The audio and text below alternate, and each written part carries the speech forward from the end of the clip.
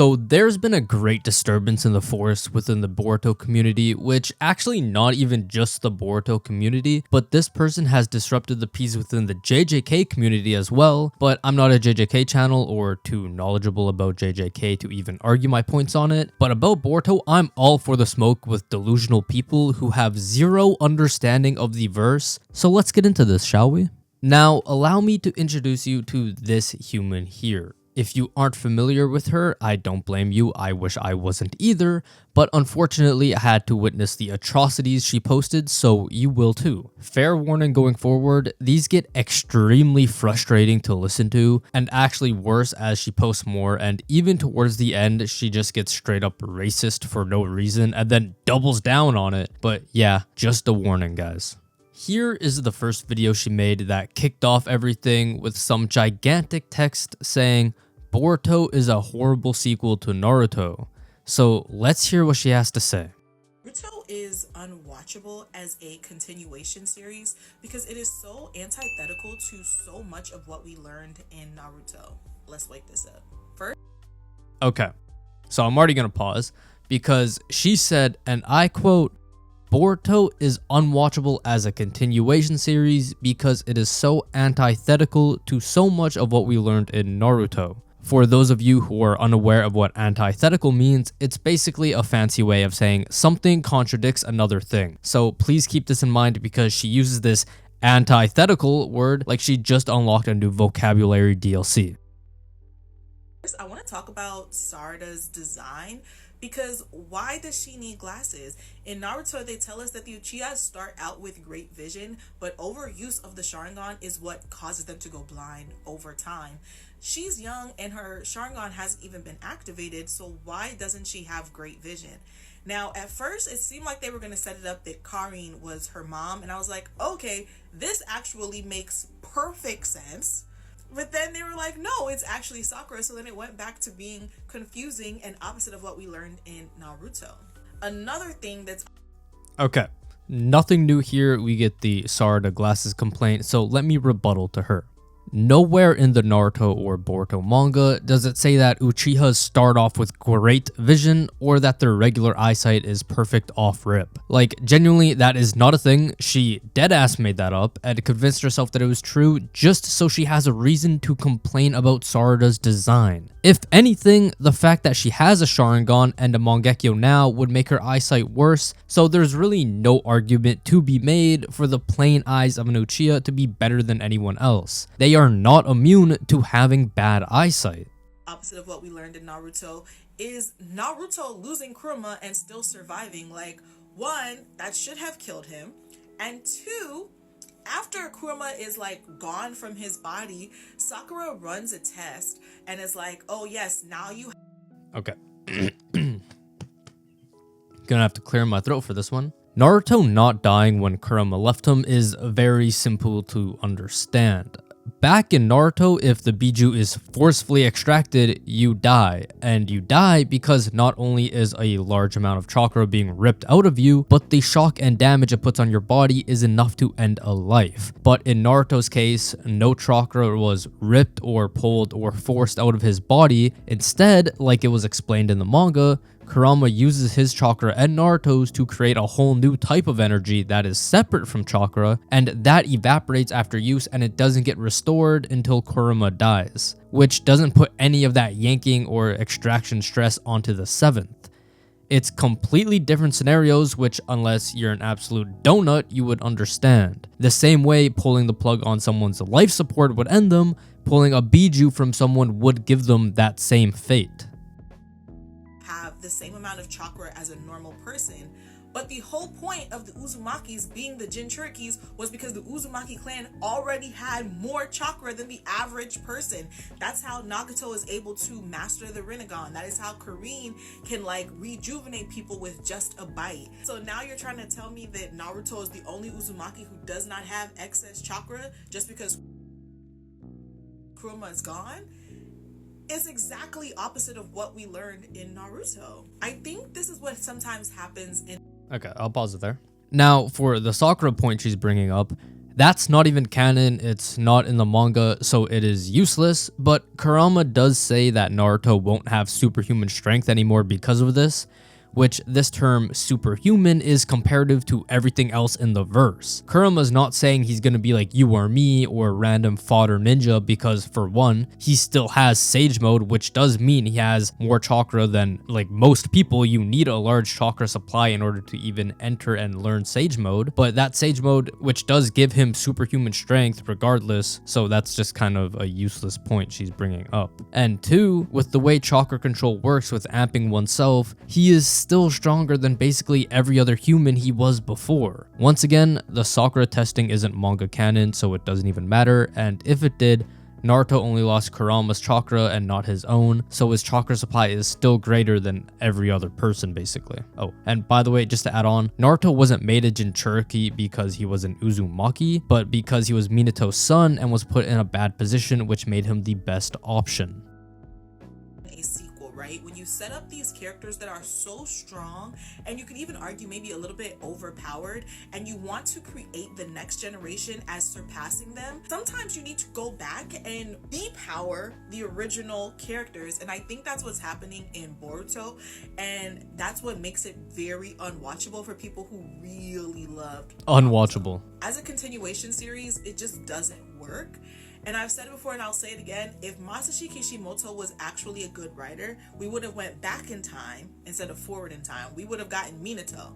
We would have gotten Kakashi. We could have gotten Jiraiya. Like, we would have seen the people that we already know what their power limits were, as opposed to trying to create new characters with these power limits that can only really shine if we destroy the power limits of the characters that came before them. Y'all get what I'm trying to say? Anyway.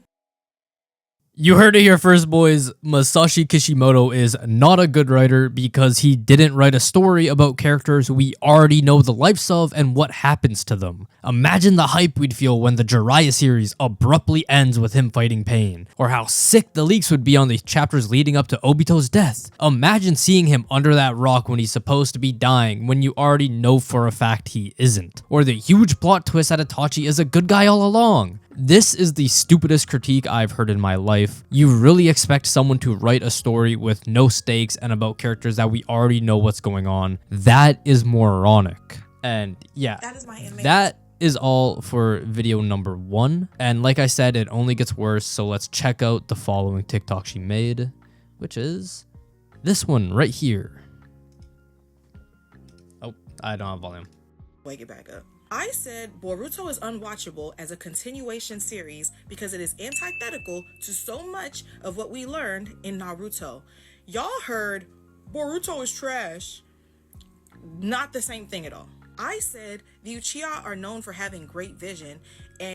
Okay, starting off blazing fast with her being adamant about not saying Boruto is trash, only unwatchable, because that makes fucking sense. Oh, and the argument of her explicitly stating it's unwatchable as a continuation of Naruto is ridiculous, because if you try to watch or read Boruto without knowing anything about Naruto, you're in for a world of pain. And overuse of the Sharingan can deteriorate that vision. And I'm not sure what y'all heard when I said that, but y'all are in the comments talking about some, when did it say they have great vision? When did it say they have flawless vision? When did it say they have perfect vision? I didn't use the words perfect or flawless. That's number 1. Number 2, how many times in the series do they praise the Uchiha clan for their visual prowess? What did y'all think visual prowess meant? What did we think visual prowess meant? Let's see. The fucking Sharingan, you donut. Continue. Because I'm learning now, a lot of y'all probably thought that that phrase only existed in the context of Naruto. Like, if you made an appointment with your local optometrist and she started talking about your visual prowess, would you be thinking that she's telling you that your Byakugan is loading? No, I would not be thinking that my Byakugan is loading, considering things in the Naruto-verse can have different meanings to things in the real world. The same way chakra in Naruto is different from chakra in real life. The same way stamina is used differently in Naruto than it is in real life. The same way visual prowess is about the Sharingan and Dojutsu in Naruto, and obviously not in real life. Like, what do y'all think visual prowess means? It means someone with literal ocular vision. That's better than the average. That's what visual prowess means. If you know artists, they will use that term. If you know designers, they will use that term. Optometrists could tell you about that term. And as somebody who has worn glasses, contacts, and has had to have LASIK at some point in her life, I don't think that that was an odd statement to make, yet so many of y'all have no idea what that is. I said it doesn't make sense that in Boruto, they took Kurama out of Naruto and it didn't kill him. I didn't say they didn't give a reason. I said it doesn't make sense because it's antithetical to what they showed us in Naruto. Because all the times they was trying to figure out how they could save Naruto, nobody ever said, well, you know, if we just take Kurama out, Naruto will survive. Gaara would survive. No, that idea is never pushed. It is always the moment it is extracted, you will die. And now they have a new reasoning in Boruto to make it make sense. I never said that they didn't advance a reason, like they just took him out and he was cool. I just said that they are doing certain things to nerf the OG characters. Here's my thing. Well, it does make sense because the reason they gave made sense and it happened and it made sense. So how does it not make sense? Miss, I think you might have a slight comprehension issue. Since we already went over the Kurama stuff, I'm not going to redo it again for her to misunderstand, but it's two completely different scenarios. If you disagree with my perspective, if Boruto is the show you want to carry on top your head, oh yeah, go and do it. I don't care. I don't know you. Your opinion means literally less than nothing to me. However, when you start saying things like, I'm struggling with comprehension, or my media literacy is in the gutter, that's upsetting to me in my master's degree in English. Because why would I let a nigga that I know cannot read or comprehend above a 6th grade level try to call into question my intellect? I want y'all to play with something safe, okay? And actually, in that entire video, I never once said Boruto was a bad... Oh yeah. Did I forget to mention earlier she has a master's degree in English? I don't know what she did to get that. It must have been from some UFred scam diploma mill ass school because this is unreal. And if you are watching this because you're quite egotistical, if people commenting that you have issues misunderstanding a show and comic meant for teenagers upsets you, then you do care. And our opinions mean a lot instead of the literally less than nothing you claimed, on top of the fact your so-called master's degree in English is literally useless. Bad show. But I'm gonna say it now. It's a disgusting show. It's horrible. I hate it. I hate every Boruto fan. I think that everyone involved with Boruto needs to be fired. I hope the other side of your pillow is never cool for the rest of your days, because why would you like such a slop show of a show? Since that's clearly what y'all heard when I made that first video. Since clearly that's what y'all heard the first time, let me just say it clearly now. She really thinks she's doing something with this, by the way. Alright. Thankfully, this next one is quick, so I'll play it at 2x speed if I haven't been doing that already. But simply put, they are tagging people who have a following and a platform so they can respond and reply for others to see. That is not a difficult concept to understand, and certainly not one anyone who has a master's in English should be struggling with. Not a single comment she showed had anyone saying big bro either, just bro, a term used when referring to someone, so like, okay, I guess. I've already watched it, so I'm just gonna play it now so you guys can just witness this. It's very infuriating. It's like the last 2 days. Y'all don't feel embarrassed when y'all leave comments like that?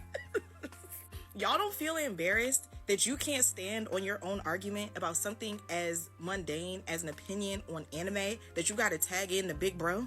You don't feel embarrassed by this? Do something, big bro! Big bro, do something. She's talking about our show, big bro.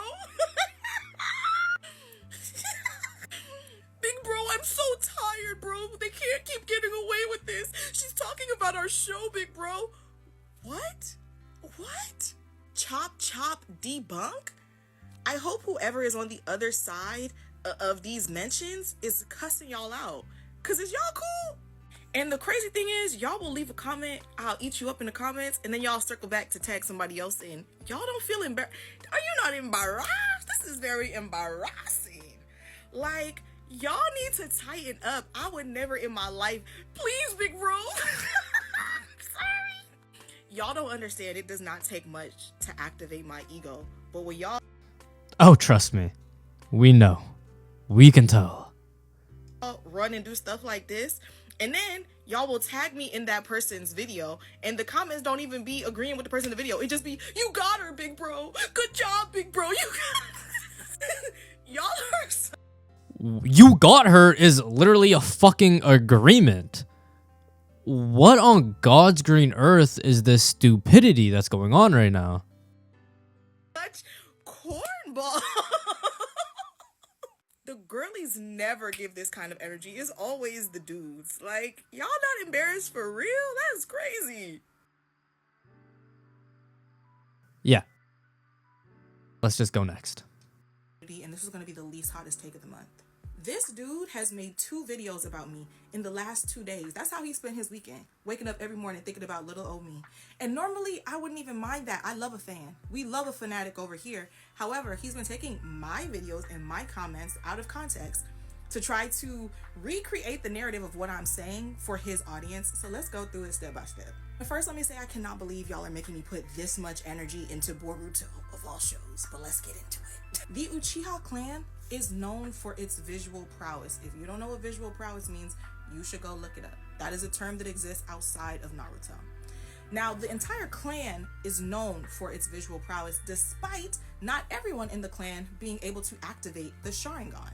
Part of visual prowess literally just means that your eyes, your literal eyeballs, your ocular vision is better than the average. It's that visual prowess that even allows them the potential to one day awaken the Sharingan. So yes, it is an odd choice for a young Uchiha child to be wearing glasses when we don't see any other Uchiha children wear glasses. And before you even think to comment Obito, baby, those were goggles, and goggles do not help you see. Keep up. Okay, so like I said earlier, visual prowess is used differently in Naruto than it does in real life or in any other series. I've already explained this, I'm not doing it again. So therefore, it's not an odd choice for a young Uchiha child to wear glasses. So many others in my comment keep spamming this picture. I will give y'all 30 bands right now if y'all could tell me this person's name. I don't even think this woman has 30 grand. She's probably still paying the scam school for the fake English degree. Right, 30 bands right now, USD. You can't. She don't got it. He's a nameless character, okay? And we don't know his story. We don't know what has led to this older man, clearly old man, to need glasses. This is not the gotcha y'all think it is. And this person, similar to a lot of the people in the comments, said, oh, Sarada's glasses are a design choice. However, they're also prescription. So which one is it? Is it one mic or is it Uchiwali? It sounds like y'all issue is with Kishimoto and Ikemoto, not with me. My issue is with how big of a moron you are. And on the subject of Sarada wearing glasses being So I actually just noticed this now, but before she had some text on screen. I'm at 205, I don't remember that. Where is it? She had some text on screen saying the potential for the Sharingan to awaken exists in the physical eyeball, which is just complete cap. Tobirama explains this very clearly in chapter 619, that it's a unique chakra from the brain that reacts with the optic nerves that awakens the Sharingan, and all that's needed in order to get that unique chakra turned out to be heightened emotions. And on the subject of Sarada wearing glasses being antithetical to what we learned in Naruto, let's talk about what it takes to awaken the Sharingan. In Naruto, we learned that it's like a moment of trauma, lose a loved one, right? Something very big and impactful happens to you, and that is why you get to activate your Sharingan. Yet, Sarada activates her Sharingan because she missed Sasuke, because she grew up without a father. Now, don't get me wrong, that's very traumatic. Okay, Sarada awakening her Sharingan that way is not antithetical due to the fact Obito didn't watch anyone die or didn't have anything traumatic happen to him when his Sharingan first activated. Obito was talking to Kakashi when a ninja was sneaking up on him, he heard die, and then boom, Sharingan awakens. Like, come on, what are we even talking about here, chat? But that's antithetical to how it was originally set up. Like, let's not. No, it's not. It's not though. Let's move on to Baryon mode and why Naruto living without Kurama is antithetical to everything that we learned in Naruto. In Naruto, Naruto and Kurama are presented as a package deal. That is how it's always positioned. Now, in the context of Naruto, they're always battling up against extraction. Fair enough. But at no point during the Great War, when their backs are up against the wall, does Kurama even suggest Baryon mode.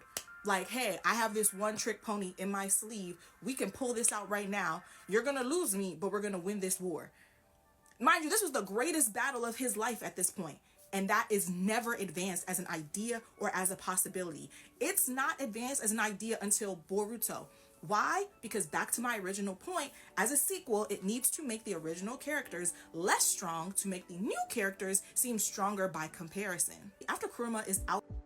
Yeah, well, maybe it's because it wasn't until late Shippuden that Kurama even started working with Naruto, and even at that, their relationship was in no way strong enough for him to sacrifice himself for anything. And this isn't even the real reason, because in all honesty, the Fox didn't have over a decade to come up with Baryon mode. Like, where are you coming up with the idea that he knew of Baryon mode all the way back in the war arc? Put your thinking cap on, please, man. I'm sick of this already. I'm sick, big bro. Masters in English and can't comprehend a manga or anime meant for teens. Holy cow. Of Naruto's body, Sakura runs a test on Naruto in which she says, oh, you no longer have superhuman chakra. When I made the video, I said, Sakura said you have normal chakra. Y'all kept saying, she didn't say that. She just said it wasn't superhuman. If you're not superhuman, what are you? Quickly. If you're not superhuman, what are you? You're regular, you're normal, you have normal chakra, okay? And she's still stupid. Goes a step further to say that he can no longer do the jutsu he used to do. So she said, you probably can't use jutsu like you could before. Meaning he can't sit there and spam Rasengans to the level he could before because he doesn't have all of Kurama's chakra. Are we still being for real? Are we being dead ass right now? Yes, they have fully depowered Naruto with this move. And further, in Naruto, they depowered him, chat. He's only weaker than like 4 characters pre-time skip. He has the chakra of all of the other 9-tailed beasts, so he should still have superhuman levels of chakra, even with Kurama being gone. So yes, it is antithetical to what we learned in Naruto. Antithetical. And last but not least, we need to unpack this panel because you all do not understand the words that you're reading. It's no guarantee one will outright inherit the abilities of their parents. And then he says, just as it seems to have been in your case, Naruto. Now, first of all, as it seems is not a confirmation. It's a guess. Last but not least, you're still stupid if you think Old Man Sage of Six Paths is just guessing about what Naruto did or did not inherit. I genuinely don't believe this person is listening to the words coming out of her own mouth because this is crazy. So let's start there. And it's important we go back to this first panel. He's talking about abilities, not genetics. No, he ain't. Abilities like the flying Raijin, Kushina's ability to do sealing jutsu. Those are abilities that we know that Naruto doesn't have. But genetics, your bloodline, your chakra, don't like that your life force, we know that Naruto had that passed down. First of all, he looked. You literally cannot inherit jutsu. That's a known fact in the series, so clearly that's not what he's talking about. How much more clear can this stuff be for you in order to understand? Do we need to sit down one-on-one with you to explain it? Cause ain't shit getting through that thick skull of yours. Just like Minato, so clearly he got something from his parents. Here's my thing with the anime dude bros. If you disagree with my perspective on something, that's totally fine. Telling me that I'm wrong, telling me you're that wrong. I struggle with comprehension. You struggle with comprehension. Telling me in my master's degree from fucking Timu, buddy. Master's degree in English. Wish.com master's degree. I know you all do not have more than a high school diploma when you probably read on a 6th grade reading comprehension level like the average American does. I ain't even American. I have to take that personally. Like I said, I love a fan. I love a fanatic. Okay, but let's keep it cute moving forward. We are not fans, cut. Like, what is going on? Thankfully, guys, oh, what the fuck? Hell no. We is not watching that, brother. Thankfully, for all things that are good in this world, she is done talking about Boruto, and this is where I would typically end the video if it wasn't for certain things she posted afterwards that are disgusting, but I felt like I needed to add it in here just in case you guys thought I was being too harsh or she didn't deserve anything said, so this will just be quick. Only 2 videos to show, two or three videos to show, and I really don't have much to add, so I'm just gonna play this first one that started this whole JJK side of the beef with the racism. Because I just need to know if this take is going to be worth it or not. Because I know how y'all get. Here's my thing with JJK. I watched all of season 1, I watched JJK Zero. And at the end, I genuinely could not tell you anything about the world building. I could not tell you about the curses. I could not tell you about the domain expansions. I couldn't tell you nothing, okay? The world building, for me, I never felt like it was set up in a way that made sense to the audience. Like, here's when I realized that it was not just me, it was the storytelling, because nobody seems to be able to explain the world. Nobody can explain the curses. It seems like when I'm talking to JJK fans, they are just as confused as I was when I watched it. The only difference is they persevered. They keep watching. And it very much so reminds me of like the running gag when people are like, ask a Hunter by Hunter fan, they cannot explain Nen to you. I think the difference is though, Nen isn't even introduced as a concept for the audience until like 60, 70 episodes in. There's already so much for us to already understand that adding that on top, that's okay if you don't get it. You understand everything else. But JJK introduces like the curses and like all of the different techniques up front before anything is really understood. I don't watch JJK anymore, but a lot of times when I see some of like the feedback from the fans of the show, it very much seems like from the outside looking in, this is what happens when a good story gets away from an author. Like, they just be losing the plot so much and it just start to fall apart a little bit, but it's still like a good story, like the structure for a good story is there, and that's how it keeps getting pushed forward, but the author has just lost the plot a little too much. And you know what, you could just say I'm just bitter because I did really want to enjoy it, but I was just too confused to keep it going. But that is my anime hot take for the day, please. Before you think about jumping me in the comments, just remember that I will block you. Yeah, so keep it cute, okay? That is my anime hot take for the day. JJK fans, where y'all at? Alright, so basically, she just didn't understand the curses. And she said none of it was explained in season 1, which, I hate to break it to you, it was. So let's go watch this guy's video that he made where he broke it down and respectfully explained to her why she was wrong and what she missed. If I say Jujutsu Kaisen is not good storytelling, are y'all gonna jump me? Because I know how y'all get. A little condescending, but yeah, let's get it. And for the record, there's literally no hate here. She literally asked JJK fans to respond. JJK fans, where y'all at? I'm not gonna lie though, I do find it hard to believe that she actually watched all of season 1, even though she said that she did. I watched all of season 1, I watched JJK Zero. And at the end, I genuinely could not tell you anything about the world building. I could not tell you about the curses. I could not tell you about the domain expansion. I couldn't tell you nothing. Because how do you not understand curses when it was explained in the first 14 minutes of the entire series? And then the next thing she brings up is domain expansions, which was pretty thoroughly explained in the Gojo versus Jogo battle. They literally explain that it's the pinnacle of Jujutsu sorcery, but they also explain all the pros and cons and how to literally defend against it. Gojo literally explains these stat boosts and how to counter the domains, and then also shows Yuji Itadori and the audience how to do it by countering Jogo's domain. So again, no hate, but how did you watch the entire first season and miss that? And then when it comes to world building, Gojo also goes into Jujutsu sorcery, explains how Jujutsu curse techniques work, also explains Jujutsu High, and then not only that, but I mean, we learned about Sukuna. I don't really know how much more world building you wanted in the first season when we got a ton of it. So I don't know what you mean whenever you said this, because I know how y'all get. but hopefully this answers your questions. There we go. Literally a very nice, respectful video where he didn't say anything wrong or aggressive or anything like that. So let's see how she responded, shall we? Oh lord. Brace for impact, boys. You bros are douchebags. We already know this, but not Douchebags. only are y'all douchebags, y'all are punks, because y'all keep throwing the stone and hiding your hand, and I'm gonna start calling you out about this. This dude made a video about me. The video starts, he runs my intro. If I say JJK is bad storytelling, are y'all gonna jump me? Because I know how y'all get. He says, that's condescending. Now, I've been getting jumped all September, okay? It's not condescending. It was disarming. It was letting people know that I was still open to critique. That's number one. Number two, he says, I don't even think she watched all of season 1 like she says she did in her video. Okay, cool. And then he also says, this is no hate to her, by the way. Now you've thrown the stone and you've hid your hand. Because you know exactly what you're doing. You just accused me of being condescending and a liar to your audience of hundreds of thousands of people. Saying no hate doesn't make that any better. If I say, with all due respect, your mom should have swallowed you down before she got on the boat at the Philippines to go to America, does that suddenly make my sentence respectful? No. It's still Is that not the craziest thing ever? He made a very nice response to a video where she asked for it, basically. And then she whipped that out of nowhere. Unreal. And then, because I don't really care about watching the other, like, 2 minutes of this. So let's skip to the apology she made after this, right? Because surely she's gonna apologize and say, hey, maybe I was out of line. I'll go back and delete that video, right? Because that'd be the normal thing to do. No, she did not. to make a formal apology to anyone who thinks that I'm about to walk back anything I said, because I made it very clear that if I say something, I'm going to stand on it. Nothing I said was racist. Like, your mom should have swallowed you down before she got on the boat at the Philippines to go to America. Acknowledging that his mom went from the Philippines to America is not racist. Now, if she's not Filipino, then it could be inaccurate, but it's not racist. My mom went from Nigeria.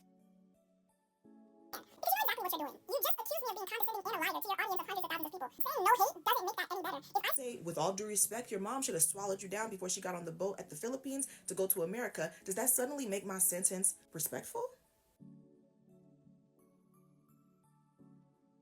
Nigeria to America, and I went from America to Japan. Not only am I the child of an immigrant, I'm an immigrant myself. So there were no racial undertones. There was no racism in that comment. The comment was Literally the equivalent, and I know many people probably made this exact same analogy before, but it's basically like me saying something blatantly racist to her and then going, hey, my friends are black, I ain't racist. Like, it just doesn't work like that. disrespectful, as it was meant to be, because I was trying to highlight that just because you say with all due respect doesn't mean that the next thing you say is suddenly respectful. Y'all are still being disingenuous. Y'all are ignoring the part where he called me a liar, where he said I was being condescending. Y'all are ignoring the fact that for the last 3 weeks, a bunch of grown men have been dogpiling on me for my opinions, my perspective, and my experience with different animes. That's not normal. Y'all are talking about you're just mad because he corrected you. You cannot correct my experience. Y'all are doing this 100% because I'm a woman. And there we go. Playing the victim card and blaming the fact that she's a woman to be the reason she's getting quote unquote jumped by a bunch of men. Now, I'm not going to sit here and argue back these things because, oh, it's been handled. It's been done by a bunch of other people. It's unbelievable that this person actually exists and has damn near 30,000 followers to preach these disrespectful words to. This is just a whole crazy situation. It's definitely gotten out of hand. I was just here for the Boruto stuff, but I saw all this happen after and was astonished that someone had the gall to say what they did. And then also start playing the victim card, talking about, hey, you guys doing this because I'm a woman. I'm not racist. I'm xenophobic at best. That's going to wrap it up for this video, though. It's been quite a long one, probably my longest video I've posted in a while. So hopefully you all enjoyed. Like and subscribe if you like Boruto. Like and subscribe if you don't like her. And yeah, have a good day, like always. Like, your mom should have swallowed you down before she got on the boat at the Philippines to go to America. I hate to be that guy, but Filipino isn't a race. It's a nationality. So at worst, I'm xenophobic, not racist.